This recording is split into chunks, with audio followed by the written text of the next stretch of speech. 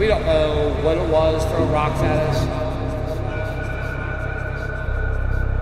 It felt a little evil to go back that way. It felt a little evil to go back that way. It felt a little evil to go back that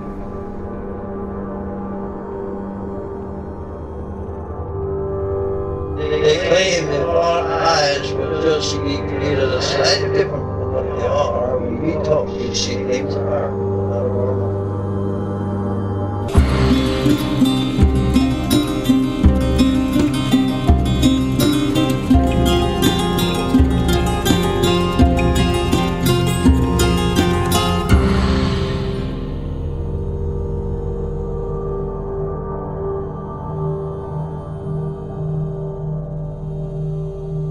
You're listening to Strange Familiars, true stories of the paranormal, cryptids, hauntings, the occult, mythology, UFOs, folklore, weird and forgotten history.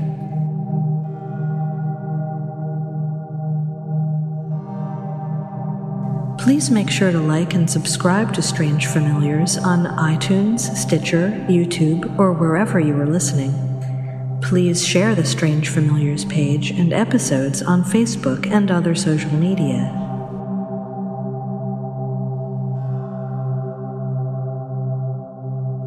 If you have experienced something strange, or if you know a story you would like us to cover, email strangefamiliarspodcast@gmail.com or find us on Facebook, facebook.com/strangefamiliars, and of course, strangefamiliars.com.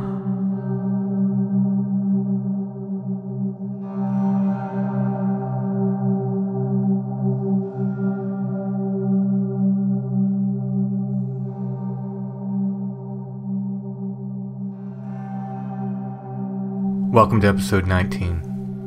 So we've been hinting about Site 7 for a while now, and Site 7 is a code word because we've realized as we've done the podcast that when we talk about places, people go to those places, which is fine if it's a public area. But this area is private property, and we do have permission to be there. If people start going there and hanging out and being a general nuisance, it is going to become patrolled and policed. If you happen to figure out where it is from the hints we do give when we're talking about it, please don't go. It's an ongoing investigation, and if it starts becoming patrolled and policed and people start asking questions, they're going to tell us that we can't go in there anymore, and that'll be the end of it.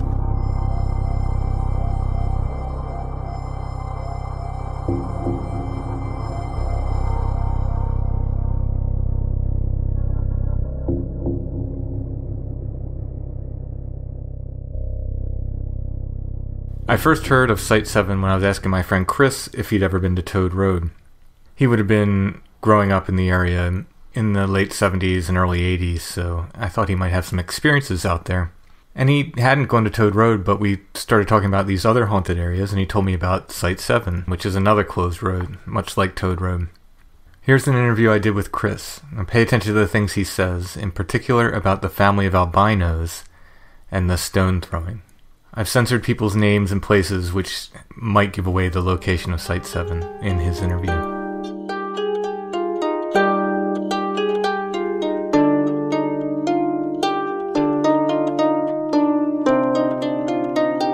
And then we've been out there. Did you over across the... It's closed now. Yeah, they closed it up, and I wonder why. I remember the time it was Carson,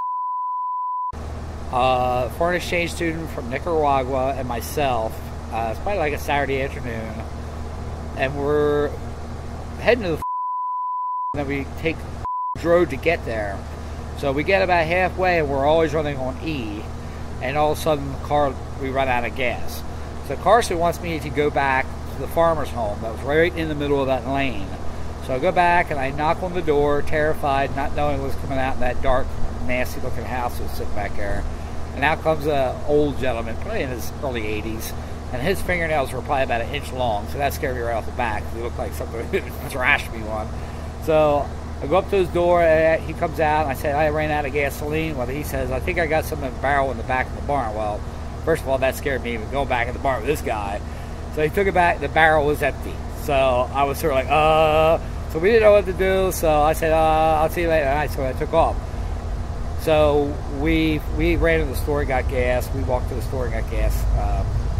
But one instance we remember, I know at the beginning of the area, there was a house. Remember the big house sort of sits, like when you go down the lane, you'll see a house. Well, that one night we went back, I was with Anthony, and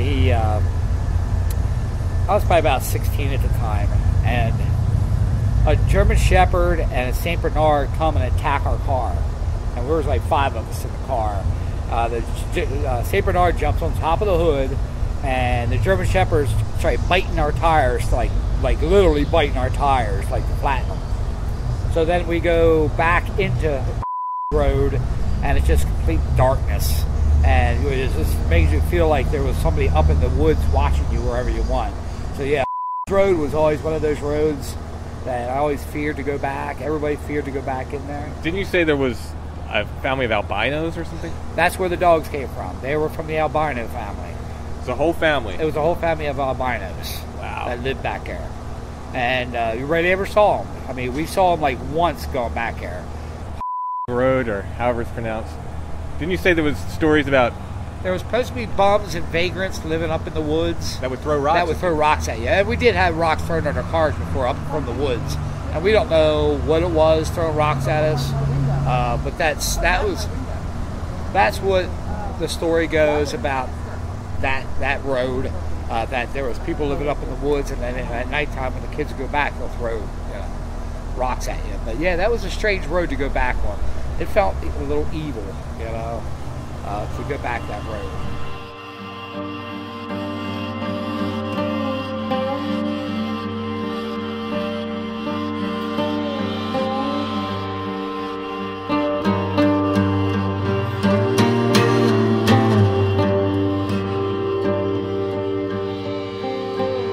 So after Chris told me about the area, James and I started researching it, and we quickly ran into some very interesting things.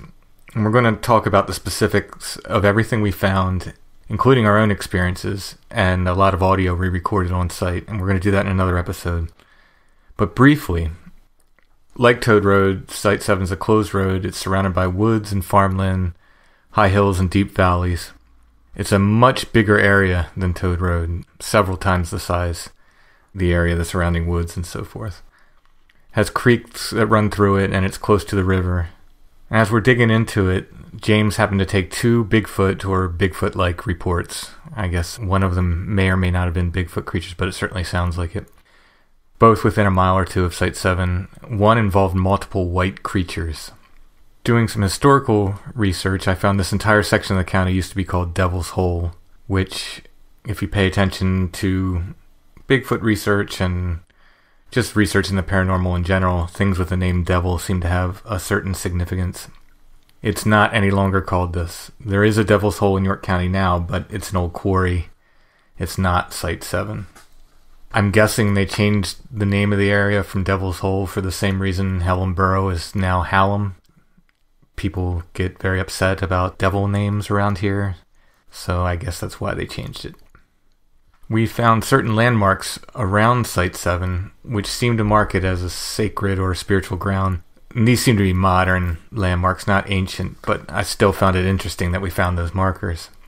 We spent multiple days and nights at Site 7. Each time something strange seems to happen. And as I stated previously, we really don't know what we're dealing with. It might be ghosts, it might be something else, it might be UFO type activity. It seems like there is a Bigfoot component, but it also seems like there's something else going on there.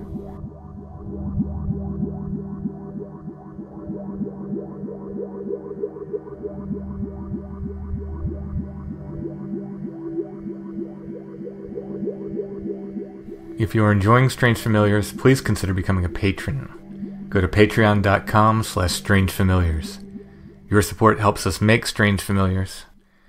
$3 a month gets you access to bonus content, including full patron-only shows, and it helps keep Strange Familiars on a regular schedule. There are also different levels of support with additional rewards like t-shirts, vinyl stickers, buttons, and more. This podcast takes a lot of time and money to put together. I knew from the beginning that the podcast model is to give away shows and then ask for support, and that's fine. We've been doing good so far. And thanks so much to all of our current patrons. But if we're going to continue the show on a bi-weekly basis, we need your help. If we get enough support, we'll even take the show to a weekly format. Please consider becoming a patron. You get more Strange Familiars and you help us continue to make the podcast. We've got a lot more stories to tell, and you can help us get them told. Make sure to leave us a nice review on iTunes, Stitcher, or wherever you listen to podcasts. Subscribe to our YouTube channel and share Strange Familiars with your friends and family on social media, in appropriate Facebook groups, wherever we can get more listeners. Thanks for listening, thanks for supporting us, and back to the show.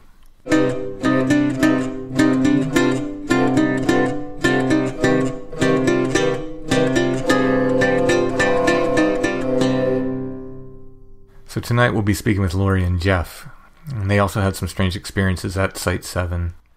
As you'll hear, Lori was actually the first one to get out there, and she and Jeff started experiencing strange things in the area before we got to check it out. This is an interview we recorded at Lori's place outside. We were sitting around her picnic table. Everyone had their cell phones out. I think it was causing interference on the audio. There's background noise. There's sirens in the background. There's trains in the background, but I think the conversation is worth hearing. It was basically a choice between no show this week and run this interview as recorded. So I cleaned it up to the best of my abilities. There's loads of background noise. I'm sorry for that. Sorry for the interference, but I think it's worth hearing the interview. This interview was done by me and James R. You'll hear a little bit on there as well. So there's two James on the tape. James R. was also on the UFO episode. He's been going out and doing some research with James and myself. So you'll hear three of us asking questions, and you'll hear Jeff and Lori as well, of course.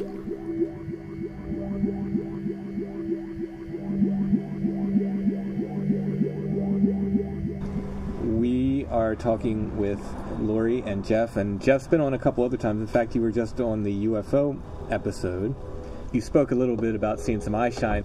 The eye shine you saw is actually in the place we're going to talk about. The mysterious Site 7, as we've called it. I think the order of events, and correct me if I'm wrong, Jeff, but I think Chris had told me about it, the guy who told me the original story, and about people throwing stones and stuff. And I told you about it, and I think you beat me there. I think you went up like that night or pretty quickly afterwards. She beat us. Okay, so Lori went first. Okay.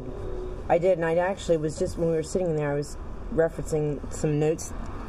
Jeff had told me to start taking notes of things that I've experienced or seen because it's hard for me to remember great detail sometimes. But yeah, I had gone down and I took pictures. It was getting dark and just felt a little weird, kind of, hairs on your neck standing up type of stuff, which isn't unusual for me. Took pictures and I sent them to Jeff, and I was like, yeah, I stopped. Something was telling me I needed to check it out. And he's like quiet, and the next thing I know, he's sending pictures back to me with circles, and what's this?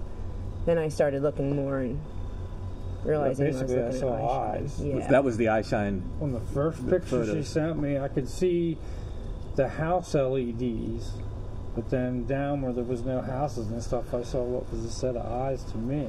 Right, now there is a house at the entrance to this place, but there are not houses down in the direction from which you photographed the eye shine. I knew where the house is, and I could see the house in the picture, but where I saw what looked like two eyes was nowhere near the house. And you sent me pictures after that seemed to show several sets. Was that you, or did you take those photos? I saw them while I was taking the pictures. Right. That's what I backed up against the Jeep, and it took my breath because I normally wouldn't see them like that. Right. It's usually after you take the picture and look at them, but I saw them. That first night you went up, yes. You saw orbs. Yes. And that's when I saw in one of her pictures a pair of eyes. So when you were up there, like you said you had a feeling while you were there. Like, could you get into that a little bit? Like what you were feeling while you were there? Like, well, it definitely, and it's usually kind of similar when I do get any kind of a weird feeling. I'm usually you know, like the goosebumps, you know, Yeah. all over, definitely on my neck.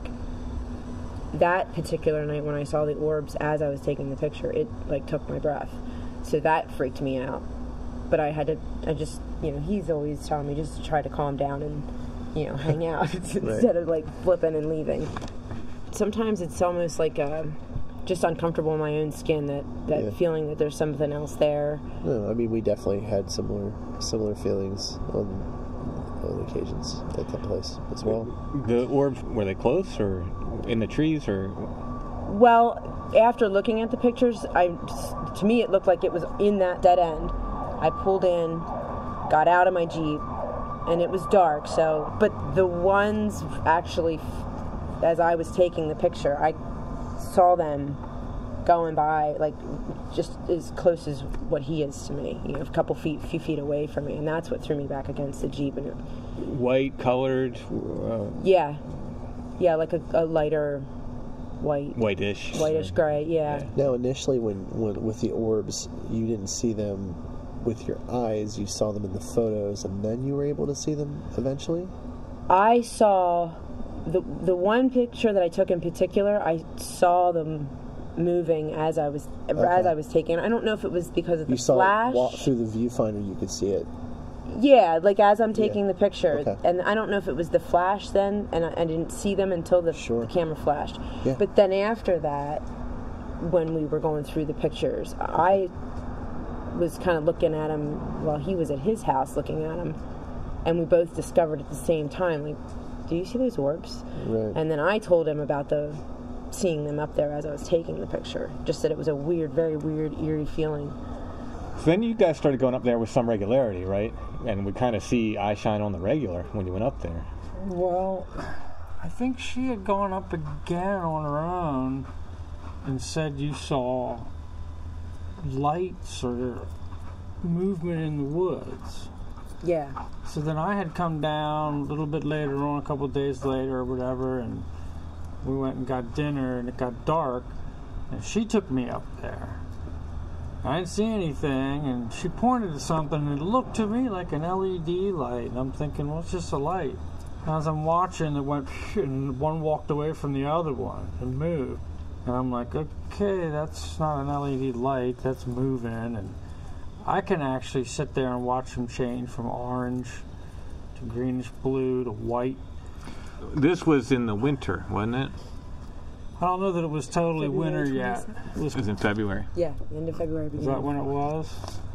I don't remember how cold or whatever it was, but Chris would have told me about the story about the people throwing rocks, well, the hobos throwing rocks, as he said, or whatever, that no one ever saw.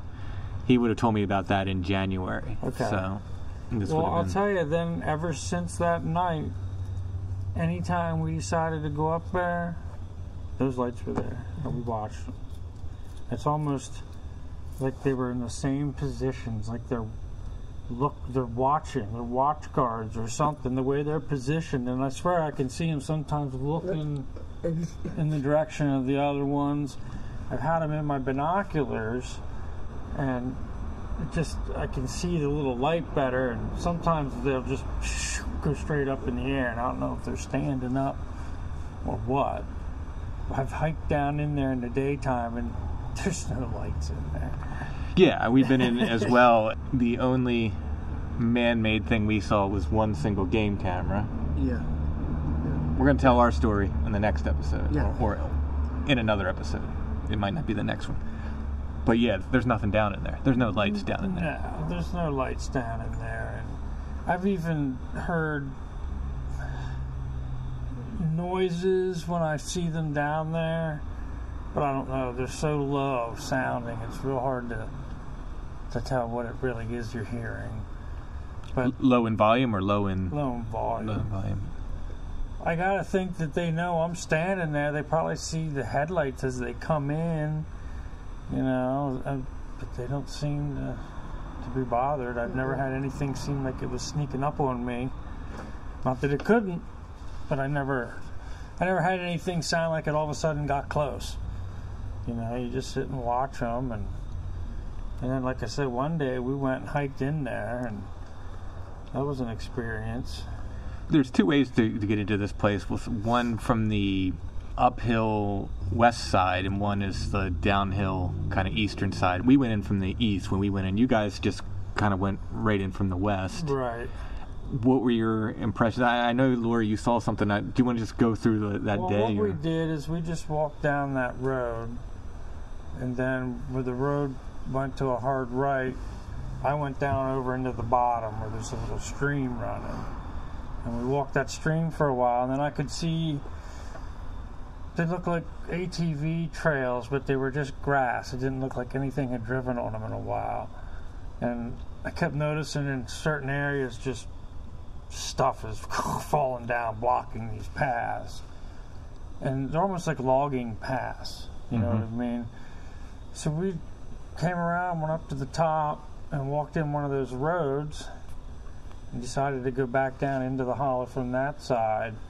There's so many trees and dead logs laying on the ground that if you weren't ducking under one, you were climbing over one. It wasn't easy walking through Which there. is very much like Toad Road. It's like every 15 to 30 feet or something, there's a tree down. It's like you can't get through there. You can, but it's not easy. Right. She was behind me maybe 10 feet as we were walking down through there, and I had stopped by a log and to turn and see how far she was. And I heard what it sounded like. I jumped something bigger than a deer, and it jumped up and took a couple leaps and was gone. And I turned around to her, and she was closer to this thing, and you said it sounded like someone threw something in there. Oh, absolutely. So she got... Because I smiled. That's exactly what I thought it was. Where we had just come from to break over that, from behind us, something got thrown, not at us, it was near us, meant for us to hear it. My instincts told me I jumped something. Right. You know, that sound you get, but it sounded awful big to me, and then I couldn't hear it run anymore. So when she said it sounded like someone threw something, that kind of made more sense to me as to why I didn't hear it anymore. Like someone threw something that bounced a couple times or something like that. Like it bounced and then a roll possibly. You know, I just assumed probably a rock, a decent sized rock, or there was maybe a log or something. Logs up there that were laying around. But I didn't feel threatened by it. I actually just... Yeah, she smiled. Like I said, my first instinct was I jumped something, but normally if I jump a deer, I can hear it going away. Yeah, it'll keep going usually. This I heard maybe take 2 or 3 steps, which could have been the roll, and that was it. I heard nothing else and saw nothing else. And then you saw something a little bit after that. Well, and I thought you had seen just the top of its head or something, but I saw a its flash. That was it. I saw a flash of movement. When you say flash, not a flash of light. No, flash of movement, because it was in the day, and I just expected deer when I saw it. And I hunted for probably 4 or 5 years, so I'm, feel pretty confident knowing if I see a deer. Right. And I don't think that it was a deer. I don't know what it was, but I drew a picture of it because I didn't want to forget it while it was fresh in my mind. I remember you putting that up in the Facebook group, I think. So it's quadrupedal, whatever you saw. Yeah, I'm going by memory of the drawing. It was very strange looking, if I remember. It was, and I didn't feel that it had ears or anything like that, and it moved really smoothly. A deer will do a lot of slow movement, but it's going bobbing its head and watching. If it's running, of course, it's up and down. They bounce and they This run. was just kind of going. It was like nothing was in its way, and yet where this was at was extremely thick brush. Him or I would have not gotten through it easily. I didn't. I mean, it was either really thick stuff like that, or like he said, trees laying down. Right. But anyway, yeah, it was weird, and then it was just that quickly I felt like it was gone. And I didn't really hear much noise of where it might be going. That was just a very rough sketch of what I saw. Now, was your impression that this was fur covered, or? It did look like it had fur, and I would guess it to be maybe, I don't know, between 150 and 200 pound. So pretty big. Animal, yeah, or creature, yeah. I compare it in my mind to my dog, so I feel like it was probably a little bigger than my dog's. they're 130 pounds. Where was this in relation to you? Was it in front of you, beside you, to one side? It was in front of me, and we were on a slight hill. And it was moving which direction? It was moving from my left to my right. Your left to your right. Was it looking towards you or away from you? I didn't feel like if it was a quick glance. I don't feel like it was, because most animals would stop and look at you. Yeah, I'm just asking, like, you think Right. that it knew you were there. I feel like Also, it did, I was but I don't a feel little like bit in front of her. It might have heard me too. if it did see me, it didn't seem to be bothered or frightened. It may have glanced and kept moving. Okay. Like no concern at all But it that never I was... looked back at you. It went along its way. Correct. So if we can describe this, it's a quadrupedal with a head. It looks like there's. I mean, is it a far cry to say that there's a decent neck to that? I feel like it did have an elongated, thicker neck. Wasn't like a skinny, yeah. Right. The head has no ears on top. No ears. Did you see Just the eye eyes. sockets or a nose? I did. I saw it was like dark eyes, and then I felt that The it had eyes are on the sides. correct Of the head. and like a longer. Like a snout? Correct. Yeah. And I did see the darkness on the end for like a nose. Just didn't see ears. That was what was so weird to me. The drawing doesn't look like a deer, and it doesn't look like a dog. You know, it's To me, at first glance, if I don't have that weight, the idea of what the weight is, it reminds me of something like a mink or like a ferret. okay. I Sort see, of. yeah, that kind of yeah. That's with good. with the way the neck and the head sort of connects to it, and the apparent lack of ears. That's a good description. But yeah. that would be But that's exactly what I thought of. yeah. And in my memory, going back to that, is exactly what I thought of, but just big. A lot bigger. But Right. very similar. Going back to, listening to what you had said about people, and I keep hearing this, like the white or light and color objects that people are seeing. Do you remember the one time I went down there in my Jeep, and I know it was after that first initial time. I know I had gotten out of the Jeep, but it was I think when I took that apple down. Okay. And I set put him it on the gate, and it was dark, and I got a weird feeling again, just kind of an eerie feeling. So I thought I'm just gonna go sit in the Jeep, and had the windows down, and I felt more comfortable there, just kind of hanging out. Didn't really see anything, nothing weird going on, and I was getting ready to go. And as I'm turning the Jeep on and I'm putting it in reverse, I swear to God, I saw something in that grayish light color run from if I would pull straight into the dead end, it was from my right to my left. I looked and there was nothing there. I don't know what it was. I don't know if it was my imagination, but I really feel that I saw something, and I got out of there. And this was at night. Yes. And the reverse lights lit it up.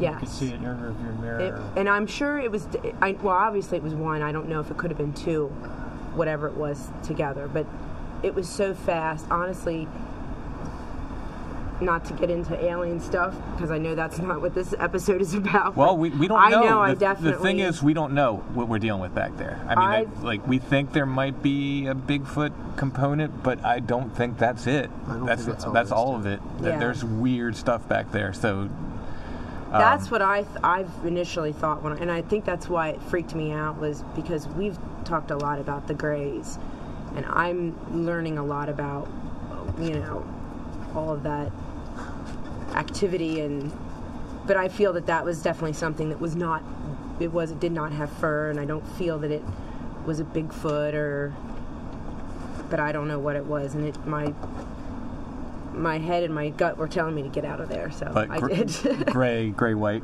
Yes. kind of color. Yeah. Yeah. That confirms with so much. Again, we'll get into our experiences next time, but that confirms with what we've seen back there. So have you been back? You went back quite a few times, right? Like just up to the area.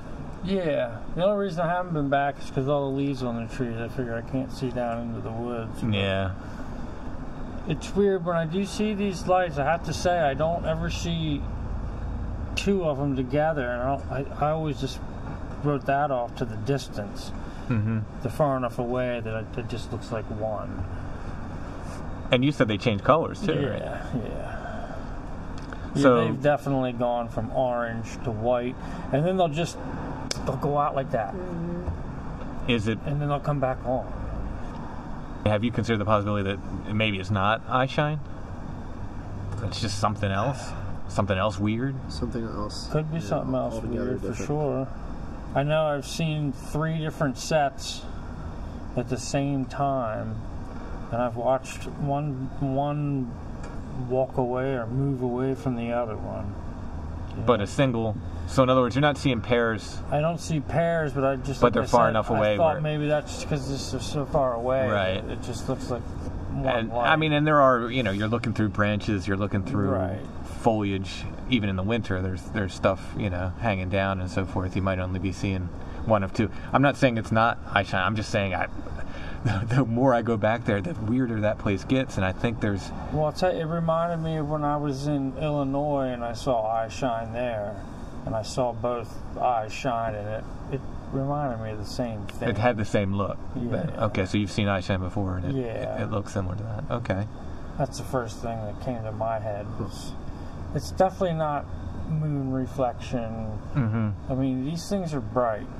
It almost appeared like there was communication going on, because him and I sat there for at least an hour the first time, and it was overwhelming, the excitement that I had, because I had never seen anything yet, and it was as if they were just like a couple, 3 people, whatever, but would sit and talk, and your eye contact here or there, and then up and down, or It reminds me of the way an army or someone, if there's a platoon sleeping, they got a couple out in the perimeters watching.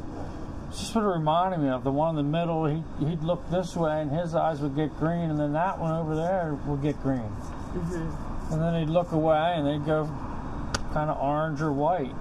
And then he'd look behind at the one over here, and the same thing would happen. It's almost like they were keeping in touch with each other, and it could be they knew we were sitting there. Well, yeah. Heard us pull in, and whatever's happening, it does seem to react to our presence. Yeah, for sure.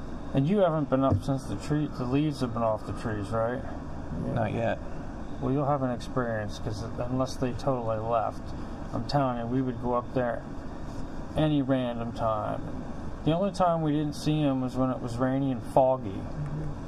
Right. I don't know, they could have been there and you just couldn't see it. Yeah. But anytime we'd go up and the leaves were on the trees, and any time of night, usually after 9 or 10, it wasn't that late, we'd always see them. And they'd always be, it seemed, in the same coordinate. It's weird. And that's why I thought when we hiked back in there in the day, since they are like in the same spots, I surely was going to find out what this was. But there's nothing in there. It's not giving away too much to say that we've had experiences there with rain. Like right after the rain, there's still dampness, there's a lot of moisture, which does something to kind of mess around with your sense of sound and what you're hearing around you. But we had seen some things in those weather conditions. I think the fog just would keep me from seeing far enough into the woods. Yeah. But I don't think that matters to them if it's foggy or rainy. But you can probably get around pretty stealth in those conditions. Well, and you're also talking about a substantial amount of woods on either side of this path. Right. There's definitely something about that path. Like the first night that I had taken a look at it, it was. And there's a lot of stuff that seems to be just placed on it, almost like purposeful obstacles. That whole hill, I was telling her, I'm like, it's like this whole hill. They have all these trees down, so that if they are chasing a deer or something, that deer's going to have a tough time getting through there. I think it's about keeping ATVs out. Honestly, I think they don't Well, on those trails, I believe that. But when we headed back down into the hollow, and it was just woods with trees down. Oh, okay. That reminded me of slowing whatever wants to come through there down, whether it's another animal or But definitely the trails up on top. You know, they do end up leading out to houses eventually, those trails. And most of them at some point had stuff across them. I'm going to sit and tell you it was Bigfoot, but it could have been anything. Well, just the way I saw the stuff laying and leaning there, it seemed like it was purposeful. Well, and when you hear tales of things throwing stones, from the woods at people, and then not being able to see what is throwing the stones. Yeah, no one ever sees the hobos throwing the stones. They're just, this thing wasn't thrown to hit us. Mm-hmm. I don't think they were that bad of a thrower. Right. It definitely wasn't thrown to hit us. And I'll tell you what's weird. 5 minutes after that thing got thrown, I was in visibility with my vehicle, and I looked out at it, and that's when there was a guy writing my phone number and stuff down. And it had to be about 5 minutes after this thing got thrown. I looked at her and said, I wonder if that knew he was coming. And did that to kind of push me out a little bit to where I could see my vehicle. It was weird. Yeah, like to get your attention, like, hey, somebody's messing with your... And then I told her, let's get out of here, because the guy left, and me trying to get to my vehicle on this hillside was not easy because of all those trees being down. I'm telling you, I was climbing them and ducking under them. And when we were there last, we had definitely a lot of opposition. I have a random question for you guys. Have you taken your dogs back into this area? And if so, have they had any reaction? No, I don't think we took the dogs there. No. My dogs I don't usually take out. Just this and that. The blue heeler goes along. Yeah, I don't take my dogs out. The mastiffs aren't usually... I'd get them for a little while walking, and then my female I know would lay down. She'd be done. And my male would he'd destroy everything. He would. But you never took him up to Site 7? No, up there. I think if I knew there was a very active spot, I wouldn't take him. That's probably wise. All right, well, Lori and Jeff, thank you very much. I know we're going to be talking to you guys again, but thanks for this and happy hunting. Thanks, guys.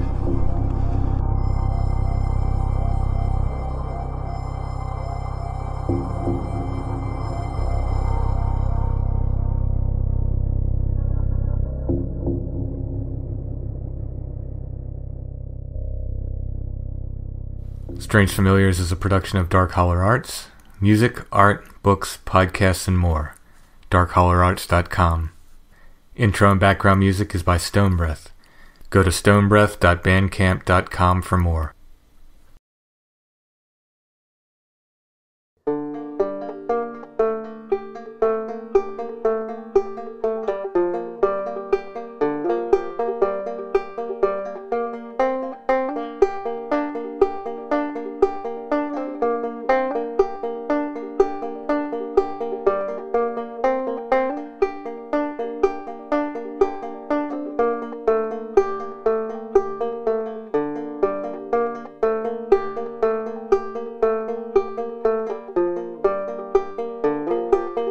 And we shall drink your blood as wine,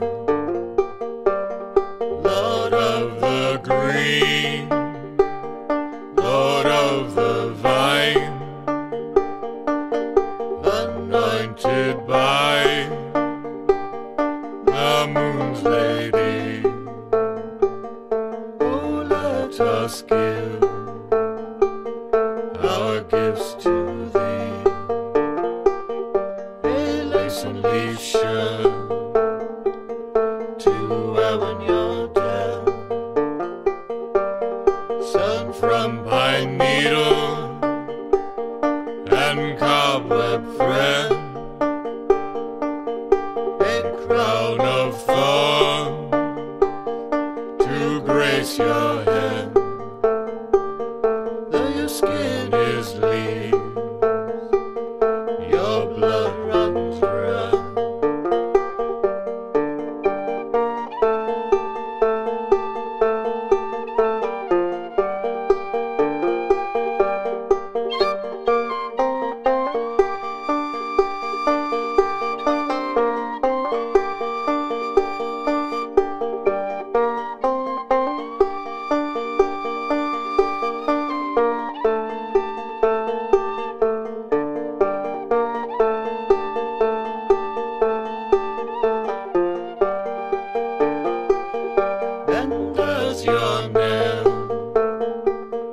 all upon the tree. This gift of blood you've given me to see winter turn again to spring, and know that you rise again to sing.